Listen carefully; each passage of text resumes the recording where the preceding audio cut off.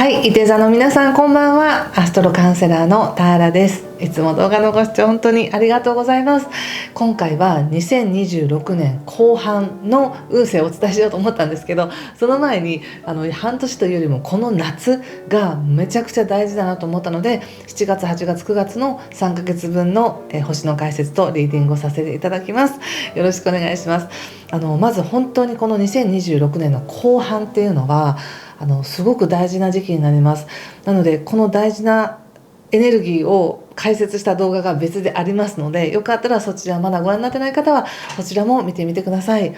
でその上でいて座さんにとってじゃあこのエネルギーはどう生かされるのっていうと、一番メインはこの6月30日から木星という発展繁栄を表す木星が獅子座に入るということで、これは伊手座さんにとっては自分を今いる場所から遠くに引っ張ってくれるみたいな、今いる世界の外に連れ出していってくれるみたいな時期になります。でこれはもう今年の後半から来年2027年の7月ぐらいまでずっと木星は獅子座にいるので、その間ずっともう本当に風が吹いている、自分の背中を押してくれている、自分が生き生きと本来持ち合わせたいて座のエネルギーをどこに飛ばすんですかっていうようなエネルギーとして応援されています。なのでとっても楽しい時期になると思います。そしてただですね、楽しいだけじゃなくて大きなテーマありますね。これは2025年から始まっているので、前回の土星が示す3年間のテーマのところで何度も言ってるんですけど、やはり土星って3年ぐらい2年半から3年ぐらい影響するんですけれども、いて座さんにとってはこの2025年から始まっているこの土星の学びっていうのは本当に好きなことを本物にするための期間、チャレンジをしていく期間なんですね。なので楽しむ普通に嬉しいな楽しいなわはははだけじゃなくて、それを真剣に楽しむとか、もう真面目に取り組むとかっていうような感じなんです。一つの例として言うと子育てとかだって、子供ってもう本当に可愛いしもうたまらない存在だとしても、実際子育てするってめちゃくちゃ責任のかかることでめちゃくちゃ大変だったりとか、でもそれが自分の人生にとってのものすごく重要な時期になるよねっていうことと同じように、子供という実際の人間じゃなくったとしても、自分の人生において何を生み出したいのか、どう生きたいのか、自分をどう表したいのかっていうことに対しものすごい喜びもある、クリエイティブなエネルギーもある。でもそれに対してどこまで頑張りますかっていうようなチャレンジがあるわけですよね。なので真面目にコツコツと積み上げていく期間っていうのもあるんです。これが言ってみれば2028年まであるわけなのでちょっと長いんですけれども、ただこの2026年のもう4月の末から天王星が双子座に入って、もう人を通していて座さんを応援してくれてます。いろんな人が関わってきます。声をかけられていませんか誰かに。ただ普通に知り合うっていうのでもいいし、何かで知り合った時にお話をした時にものすごく自分の目が覚めるようなことを言ってもらえたりとか、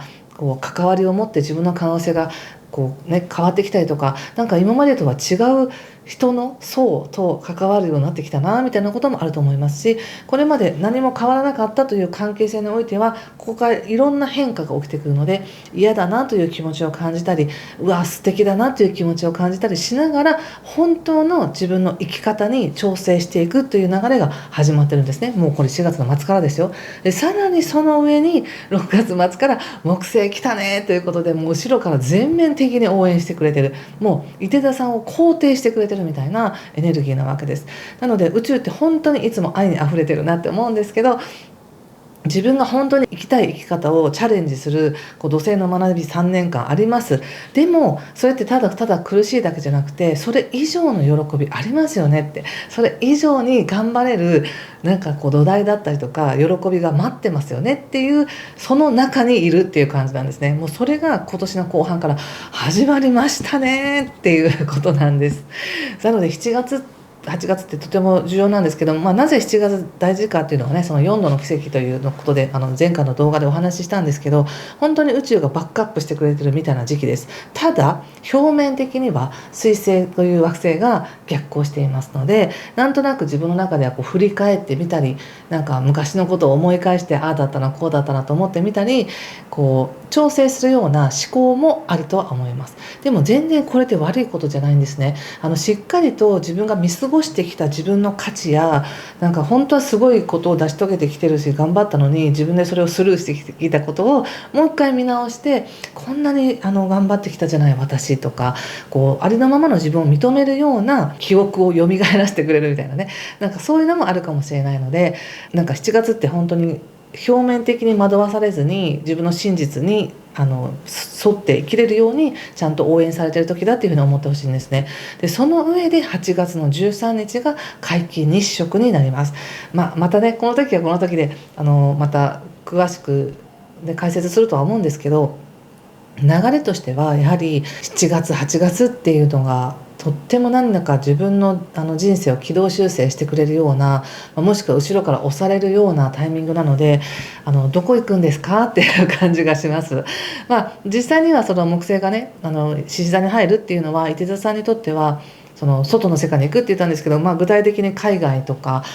遠方に出かける機会が増えるとか、また本当に留学する方もいらっしゃるかもしれないし、長期滞在を考えたりとか、また資格取得に挑戦する、何か専門的知識をね得るために頑張りますっていう方もいらっしゃると思います。要するに現実的に物質的に自分が動く、自分のテリトリーから出るっていうこともあれば、精神的に意識的にこれまでの自分の限界意識を超えるっていうような時もあるんです。両方あるということです。これが6月7月だけじゃなくて、この流れは2027年の前半まであるのでね、その応援があるよっていうことなんです。ただその中でもこの8月の日食っていうのはもうまさにそこピンポイントで、なんか針を刺してくれるっていうか、目印をつけてくれるみたいなタイミングなので、例えばさっき言った留学してみようかなとか、やっぱり遠方に行ってみようかなみたいなことを決めるのが8月かもしれないなって思ったんですね。そのための下準備とか下調べとか、そういうのをするのも7月もとってもいいですね。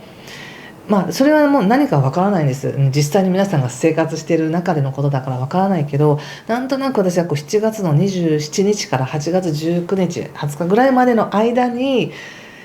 重要なアップデートがあるんじゃないかと思うんです。皆さんの意識のアップデートがあると思うんですね。本当にそれがアップデートできるような、本当にメンターに会ったりとか、精神哲学とかね、精神世界のことでの理解がすごく深まったりとかっていうこともあると思うので、とにかくいろんな可能性のある中で、私が一番思うのはやっぱり自分自身の可能性を信じられるようになる。行ってみようかな、やってみようかな、超えられるかなみたいな、その意識で現実を作っていくっていうようなタイミングに入りましたねっていうことなんです。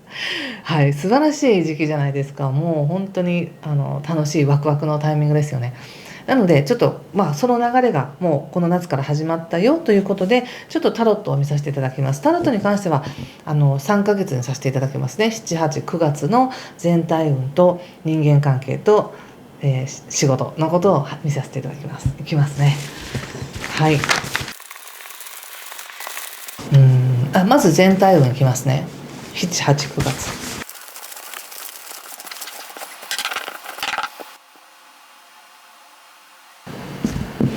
はい、じゃあ一緒に見てみましょう。お願いします。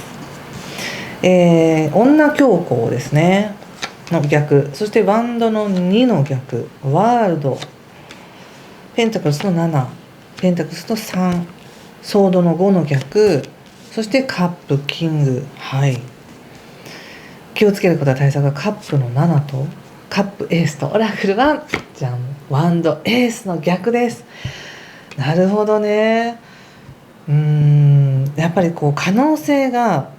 見えていると思いますね。見えてるんだけど、今動くタイミングなのかどうしようかっていうことをしっかりといろんな情報や環境を見た上で決めていきたいっていう感じがしますね。入り口がねやっぱり女教皇の逆なので、すごく物事がうまく進んでいる時と、あれうまく進んでないぞみたいに思う時とっていうのがあるのかなって感じがします。調子いい時と悪い時で誰でもありますけども、なんかそのコントラストが強いのかなって感じがしますね。で、少し前に、ここに至る前にやはり何か達成したことがあるのかなと思うんですよ。達成した、本当に達成したのか、自分の中でもう納得がいったことなのか、やりきったことなのか、やっと分かったみたいな意識的なことなのか分からないんですが、ここでワールドが出てるってことはやはり自分の人生をしっかり捉えて、私はこうだとか、私はこう生きてきたとか、やっぱりこれが正しかったんだ、間違ってなかったみたいな、そういった肯定する意識があったのかなと思いますし、これは実際にそう思い込んでいたということだけではなくて、本当にそのように守られていたんだなっていう感じがするんです。環境なのか人なのか分からないですけど、井手田さんが生きてきた環境に非常に守られていたし、それをやっと自分でも自覚してるみたいな、そんな感じがあります。そして現状なんですけど、今も悪いわけじゃないけれども、どうすればもっとなんかお金を稼げるだろうかとか、どうすればもっと自分が効率よく動けるだろうかとか、なんかそういうことも考えるのかなっていうふうに出てますね。これは別に悪いことじゃないですもんね。そしてやっぱり人と関わっています。誰と協力し合ってるんだろうということで、これまで関わってこなかった人たちとのご縁ができて関わってますね。これは趣味でもいいし、コミュニティでもいいし、お仕事場で知り合う人でも何でもいいので、とにかく人が鍵ですね。人と関わることでものすごく活性しますね、ご自身が。でその後やはり少し情報過多になるのか、特にね、7月っていうのは彗星も逆行しますし、自分がこうだと思って進んできた道に対してもう一回ちょっと振り返ってみたり、こうやり直してみたり修正してみたり、そしてまた新しい情報も入ってきたりで、なんだろうな、ちょっと神経を休めてほしいって感じもあります。ただその後にやはりとてもいい関係性があると。どうなんでしょうね。さっき言ったメンターとか尊敬できる人だったり、本当にこれは恋愛でもそういう本当に信頼できる人だったり、自分が自分らしくいれる、自分を本当に応援してくれる、安心できる人だったりっていう人がいるのかなって感じがしますよ。これは上司なのかもしれませんしね。なので本当関係性はいいなというふうに出ています。そしてやっぱりオラクルがワンドのエースなので、エース逆なんですよね。ここが鍵だなって思うんですけど、無理やり誰かが伊手座さんを外に引っ張り出してくれるわけじゃなくて、やっぱり自分で重い腰を上げてでも動いていかなきゃいけないんだなっていうふうに思いました。考えてますよ、すごく。どうしようかな、ああしようかなっていうのは考えてるし、その可能性も感じている。だけどやっぱ最後決めるのは自分なんだなっていう感じなんですよ。結局一歩進むのは自分なんだなっていうことです。誰かがグイっていう感じじゃない。実際に誰かから声はかかってるんですよ。こうだよみたいな、こう引っ張り上げてくれるような流れあるんですよ。でもそこにただなんか意識ないままこう引っ張られていくっていうのではなく、やっぱり自分でそうだなと思って一歩を超えていくっていうのはご自身なんだなって思いました。でなぜ迷うのかっていうと、やっぱりいろんな可能性があるからでしょうね。ここでやっぱりカップのエースが出ていたり、カップの7っていうのもあるので、楽しい時ですから、今年の後半から。あれもいいな、これもいいな、こういうのもありかもみたいな感じですごく喜びもあるし楽しみもあるから、その絶対に変えなきゃいけないとか、もう本当にこう悲惨だからやめますとかそういうんじゃないんですよね。満足している、例えばですけど6割7割満足していることをリスクを背負って変えますかっていう時に、もう本当に2割とか3割ぐらいしか満足度がなかったらもういいみたいな感じでそれを捨てて新しくてできるんですけど、6割7割良かったらちょっとやっぱそれって変え難いなみたいな感じあるじゃないですか。なのでカードからのメッセージとして言うのは、メリットデメリットだけで物事を決めるんじゃないですよと。でそしてやはり鍵となるのは対人関係、特に専門性のある人らしいです。この地域っていうか、この分野ではこの人がもう第一人者と言われているとか、この専門家ですっていう人たちの話を聞いたり意見を聞いたりしながら、決めていくし、やっぱり決め手はその人だなって感じがしますね。その誰に声をかけられているのかとか、誰に応援されているかによって自分の進んでいく方向をやっぱり決めていくんだなっていうふうに出ています。なるほどね。ちょっとお仕事のことを見てみましょうか。仕事ね、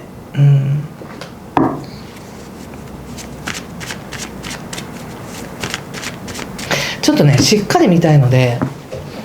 どうしようかな。ちょっと一回なくしますね。仕事、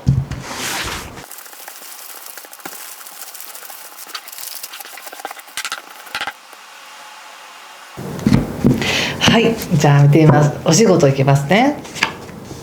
ジャッジメント逆、ジャスティス逆、ワンド4逆、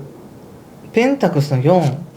はい、お月さんの逆にワンドの7逆、そしてペンタクスのナイトですね。はい、気をつけることや対策がワールドにワンドの4にオラクルははい、ペンタクスの7、さっき現状のところで出ていたカードですね。そうですか。お仕事でいうとやはり何かご自身が望んでいるようなベストな状況ではないっていうふうに言われてるんですね。決して悪いわけじゃないんですよ。でもご自身が目標を掲げてここまで行きたいとかこうしたいという思っていたことに関しては今まだそうなっていないんだっていうような意識があるんですね。でも人間関係は非常にいいっていうふうに出ています。なんか自分が置かれている立場だったりその職場での関係性っていうのは受け入れられているということをご自身でも感じていると思うんですね。で悪くないです。なのでこのままでもいいと言えばいいんですけれども安定してますしね。なので守っていきたいものがあるとかこのままこのお仕事を続けてお給料ちゃんといただきたいとかいうのであれば全然問題ないんですけど、何かなんだろうな、やっぱ今この今年の後半から全体的に後ろから押されてる風があるがゆえにもっと自分の可能性を伸ばしたいわけじゃないですか。伸ばすような応援もありますしね。その時に今のこの会社で思うようにすごく伸びますかとかっていうとペースが遅いなっていう感じがするのかもしれません。これもしご自身が自営業されてたりとか自分で経営されてるという方であれば実際に流れがあるんだけどどこまで経費をかけるかとかどこまで本当に広がってるとか進んでるというふうに実感するまでは少し時間がかかるんだなと思ったんです。で特にこの夏この7、8、9月に関しては8月っていうのは何かこう目標を決めたりとかピンを刺すっていうかここだみたいなこうするっていうのを決めるときに自分一人で決めて進んでいけない事情があるんだなって感じがしました。まあこれに関してはちょっとその木星のねこう発展拡大していくエネルギーでとても広がるんですけどやっぱり土星のエネルギーも効いてるのかなっていう感じがします。要するに本当に好きなことや本当に願うことをやっていくために時間をかけ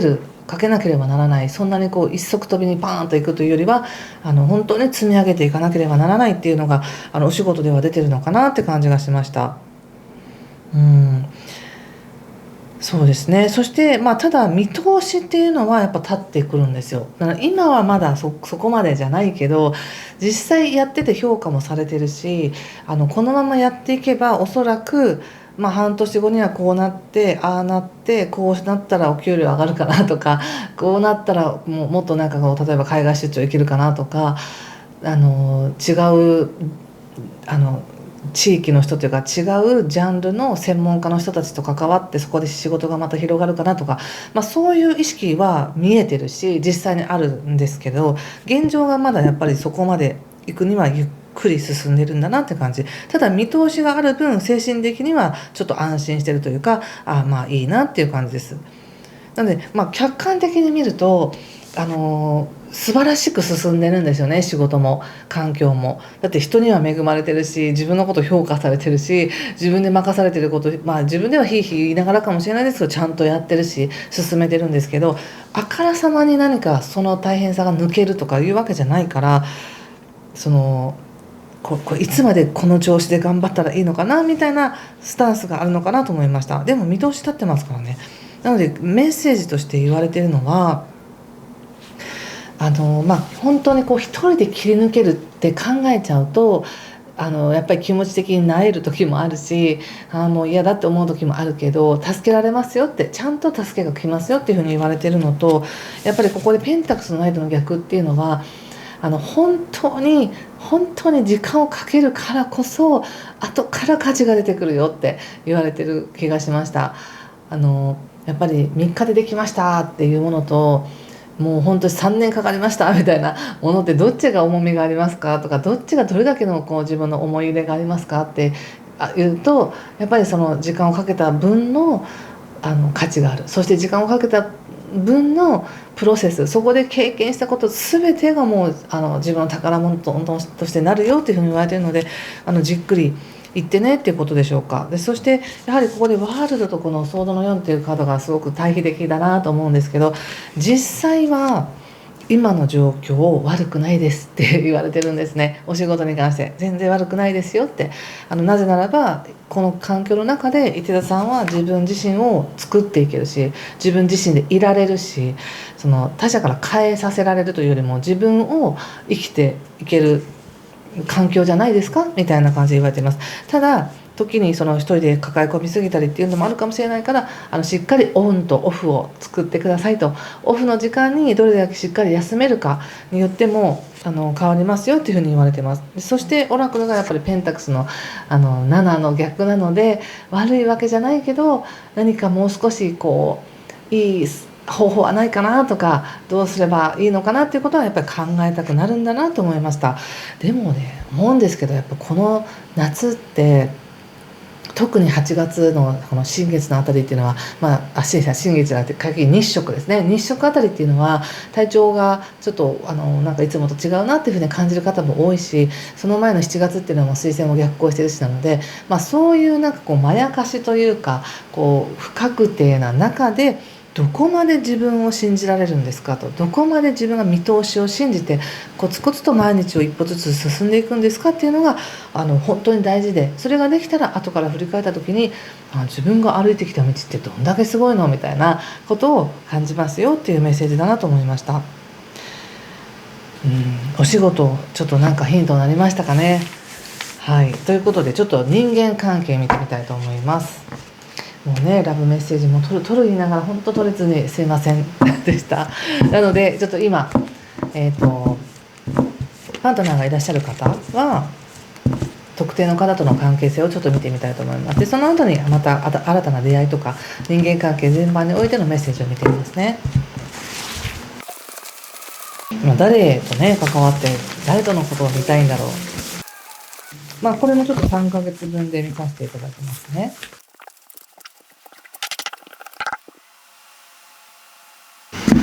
はい、じゃあ一緒に見てみましょう。まずどなたかとの関係から見ます。はい。ちょっと無言にならせてくださいね。言おうかな。ソードの7の逆と、ソードの5逆、カップのナイト逆、カップクイーン逆、そしてツースピト。そしてワンドの4逆、ソードの4、カップの2、そしてお月さんですね。なるほど。まずですね、その誰かとの関係において、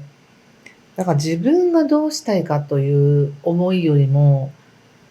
この関係ってどういう関係だと思うって他者に聞きたくなってるみたいなそんな感じでしょうか。例えばお付き合いしてるけれども、これって本当に付き合ってるってことなのかなみたいな感じで思ったりとか、これってうまくいってるってことなのかな、うまくいってないってことなのかなみたいなものが、なんか自分で決められないというか、自分でこうだっていうふうに見えないみたいな感じで、他者からこの関係性を評価してほしいみたいな、なんかそんな感じがあるのかもしれません。ということは、なんとなくなんですけど、気持ちがちゃんと本当に分かり合えてるというよりも、こう少し本当につながってるように思えないみたいな感じなのかもしれませんね。お互いに優しいし、よくしてくれてるし、喧嘩もしてないし、問題ないんだけど、本当にうまくいってるかな私たちっていうことを確認したいのかなというふうに思いましたね。まあこういう時は実際他者に聞くというよりは、まあ、他者の関係性とかリアルなそういう関係性を見た時に、ああこういう形もありなんだって思ったら、あ、私は私の感覚でこの人と向き合っていけばいいんだっていう風な答えが出るのかもしれませんね。っていうのが、何か伊手さんの方でこの他者の方に対して動くに動けないっていう感じがあります。どうしたってこの他者の状況を変えられないみたいな感じでしょうか。だから何かができるわけじゃないみたいな、そういう感じがあるんですね。動きづらい。だけど気持ちは抜けてますよみたいな。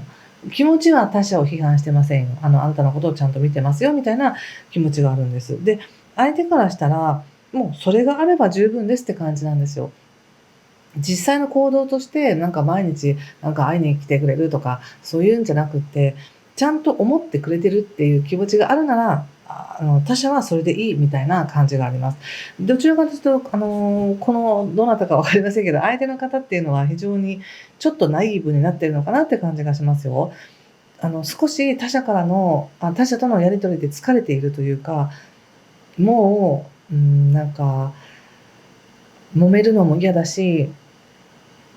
その誰かとの関係で疲れるのが嫌だみたいな感じで思っているので、もう具体的に何かをしてくれるとか、どういう関係ですとか、一緒に何をするとかじゃなくて、もう相手にその自分を思う気持ちがあるならもうそれでありがたいですみたいな、そんな感じがあって、で、そういう思いがあるからこそ、たまにでも会えたり、話ができたらもうそれだけで楽しい、もうそれだけで嬉しいみたいな感じでしょうか。だから思い合ってるんですよね、お互いに。だけど、なんか、何をもってうまくいってるかとか、心が満たされてるかっていうのはそれぞれ違うだけに、ちょっとそれを伊手座さんの望んでいるやり方や、伊手座さんが望んでいるこの関係性のいい状態っていうのが、なんかちょっとつかみにくいんだろうなって思います。自分も100%その人にだけなんか動けるわけじゃないし、他にこの人以外との関係性においても、友達だったりね、仕事の付き合いだったりとか、いろんなところにおいてもやっぱり時間を割かなきゃいけないしっていうところで。なので、まあ、トータル的に見ると、思いやってるんだなってことだから、気持ちを素直に伝えるっていうのが一番いいのかなと思いましたね。そんな感じかな。ちょっとなんか、ヒントになってますでしょうか。ヒントになってますっていう方はよかったら、いいねボタンやコメントで教えていただけると嬉しいです。ちょっと今回は、いろんなジャンルで見ますけど、ちょっと人間関係もうちょっとだけ見ますね。やっぱりね、相手はね、ちょっと不安になってますよ、ある意味。ちょっとだけね。要するに、なんか、表だったトラブルとか、そういう喧嘩ないんですけど、うまくいってるけど、本当は、こう思ってないみたいな、そういうことを勘繰り合ってるみたいな感じもあるんですね。でもそれは相手がどうじゃなくて、自分がただそれを信じきれてないだけっていう感じがあって、自分が、なんか本当にこの人に頑張って尽くせてるのかなみたいな疑いを自分に持ってるだけであって、なんか現実的ではないリアリティのない想像の世界でお互い不安になってるだけっていう感じがしました。だからさっき言ったみたいに、いやちゃんと思ってるよって、気持ちはそっちに向いてるよってことがちゃんと分かれば、安心するんだなっていうふうに思いましたよ。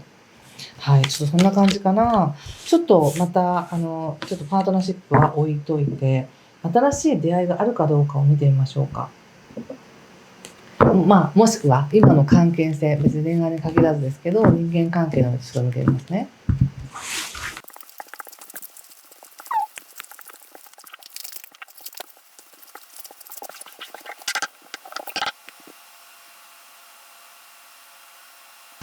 はい、一緒に見てみましょう。なんかちょっと面白い感じがしましたね、今。ソードの10、バンドの9、ソードの4、バンドの4逆、ソードの2の逆、ペンタクルスの2の逆、そしてペンタクルスの8の逆ですね。はい、気をつけることや対策が、これさっきの全体のところで見た最後のカードですね。これペンタクルスのナイトの逆です。そしてデビル。そしてオラクルは、じゃん。カップの9です。どうですか、このドラマ。すごいな。なんかすごく混ぜてる時も思ってたんですよ。いろんなことをね。どこから話しましょうか。まず、これから出会いありますかとか、人間関係どうですかって言ったら、誰だって関係性って豊かな方が嬉しいし、素敵な人と出会えたら楽しくなるじゃないですか。これ恋愛だろうと恋愛じゃなかろうとね。なので、開いてますよ。私はいつでも受け入れてますよ。受け入れますよ。みたいな、そういう感覚でいるんですよ。今ね。だけど、その奥ってすごくいろんな感情があるみたいな感じがあって、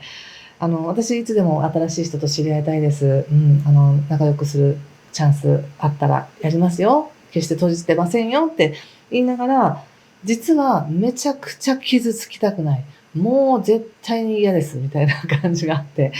変な人は寄ってこないでくれっていうようなエネルギーがすごくあるってことなんです。もう人間関係で疲れるのは嫌ですみたいな、そんな感じ。だから、だったらもう私は一人で楽しんだ方が、なんか気楽だし、こう一人で楽しむことがまずベースにあって、たまにこう人と知り合ったりとか、ちょっと出かけたりとか、その程度の方が、惑わされずにいいんですっていうような感じがして、なのでなんか表面的には、求めてますよっていう感じがするんですけど、ちょっとドア開けようかなと思ったら中がすごい扉閉まってるみたいな、なんかそんな感じなんですよね。うん。なので、他者からしたら、わあ、池田さんみたいな感じで寄ってくるけど、なんか、ピンポーンって鳴らして、はーいって声が聞こえるけど、いつまで経っても出てこないとか、鍵が閉まってるみたいな、そんな感じなのかもしれませんね。そしてここで、決して関係性悪いわけじゃないんですよね。で、今ある関係性の中では十分うまくやっている。でも新しいなんか出会い求めますかって言ったら、なんかそこにすごく、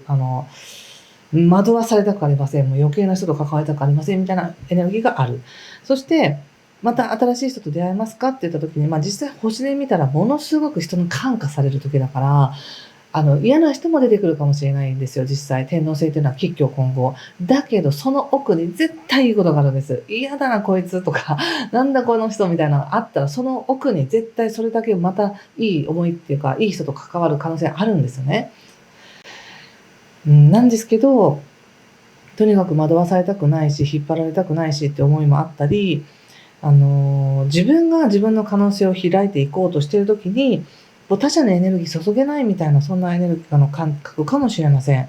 そして結果的には、誰かと関わったら自分は努力しなければいけない。自分の世界を広げていくのではなくて、その人に向けて努力をしなければならないみたいな感じがあって、だからこそ今関係性を誰かと作っていくっていうことに対しては、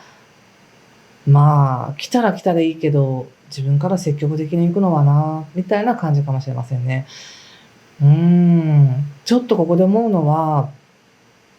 本当に言われている、このオラクルというこの、一番大事なメッセージとしては、本当に池田さんが自分自身を信じて、自分のいいところを信じて、自分を見るなら、どんな人と関わったっていい面で関われますよっていうふうに言われてるんですね。で、思いもよらぬ喜びや、ああ、私って本当はこんなに人を求めていたっていう気持ちだったりとか、苦手だと思ってたし、怖いと思ってたけど、この人本当は私のことこんなに思ってくれてたのみたいな、そういう思いとか感動を味わえますよっていうふうに言われてるんですね。想定外の喜びがあるって言われてるんですね。だけど、それを見てみたくて、それを経験してみたくて、関わりますか、開きますかって言った時に、やっぱりご自身は、すごく怖いんだなって感じがします。やっぱりこれコンプレックスになってるというか、何かが自分を止めているみたいな感じもあるんですよね。なので、ゆっくり進んでいきたいんですと。関わる人とは急激になんかわーって花火のように盛り上がって走っていくとかではなく、ゆっくりと本当にこの人が信頼できる人かどうか、自分は傷つかないかどうか、そういうふうにゆっくりと関わっていきたいんですっていうのが出ていて、全然それはいいですよ。できますよ。この夏から知り合った人と、ゆっくりじっくり時間をかけて、関係性を築いていくというのは全然できると思います。なので、もし関わってる人との間の中でもね、ちょっと自分が気が引けるんですとか、なんか、ちょっと申し訳ないんですみたいな気持ちがあるとしたら、全然もう、その申し訳ない気持ちとか自己ジャッジを置いて、伊手座さんらしさ、自分のいいところを自分で見ていってください。それが関係性を良くするポイントだなって思いました。はい、そんな感じです。いかがでしょうか。ちょっと長くなってしまったんですが、最後にこの夏を乗り切るヒント、もう一枚オラクルカードを引いてみたいと思います。まあね、前半後半でまた見ますけど、ちょっとこのヒント、キーカードを見てみましょう。アチーブメントですよ。どうですかこれ。ゴールやったーみたいな、そんな感じなので、やっぱり何か達成できる。自分の中で納得いくところに持っていける。もう標的をピンを刺すっていうか、目的を定められるみたいなエネルギーなんでしょうか。それが人間関係でもいいし、お仕事でもいいし、自己成長でもいいし、何なりと、使って、この夏を豊かにお過ごしください。今回も最後までご視聴ありがとうございました。失礼します。